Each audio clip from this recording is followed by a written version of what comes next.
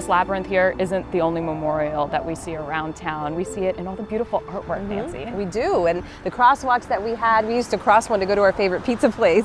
And I often think about my kids when we talk about this because they're really part of a generation of kids here in Orlando who were really little when this happened, and they've grown up surrounded by these murals, the artwork, the symbols of pride, love, and I really value that. And it wasn't just the city putting up murals, it was people, regular people who didn't know the victims. They wanted to do something in the days after the attack to make sure that these people were remembered. I got to visit Greenwood Cemetery where 4 of the victims are buried. There's also a memorial there. And the man who was in charge of taking care of the grounds told me just the beautiful stories of generosity, selfless generosity in the days after Pulse. You know what they say about old habits. It's good to come out every now and then and just show some respect. He's retired now, but there was a time when Don Price would care for the graves at Greenwood Cemetery every day. I still stay in touch with everybody here. You know, I still ask about the kids. You know, how's the kids doing? His kids are the victims of the Pulse nightclub shooting. Price was Greenwood Cemetery sexton for 15 years, including Orlando's darkest day. Oh, you took it home with you every day. In the hours after the attack, the city reserved 49 plots for the victims, all expenses covered. Most families chose to bury their loved ones other places.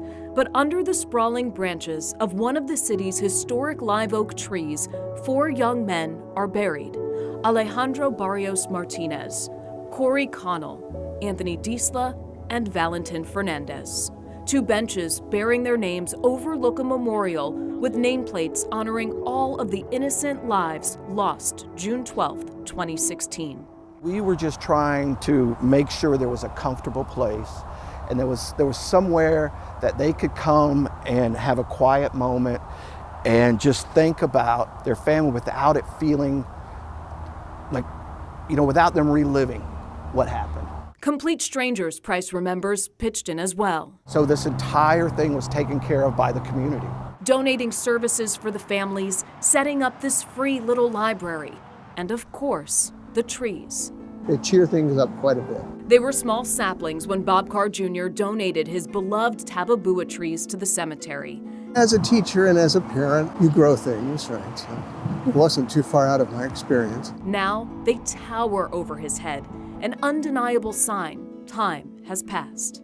Carr started growing his trees in small pots as therapy after his son died suddenly in 2014. When he heard about the Pulse plot, he had a thought. They could serve as memorials for not only the 49 angels lost at Pulse, but to the son Bob lost too.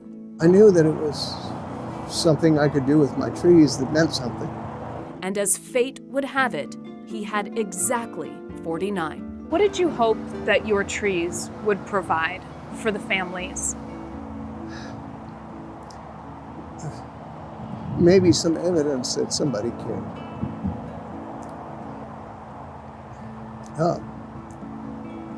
Having been a parent who lost a child,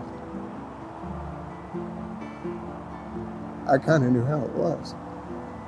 Their lime green leaves, Price says, have become bright spots around the cemetery. For a man who spent decades surrounded by graves and grief, he certainly has a unique take on cemeteries. When you think about it, a cemetery is nothing but love. And so when you can look at cemeteries that way, that's when they don't become scary and grim.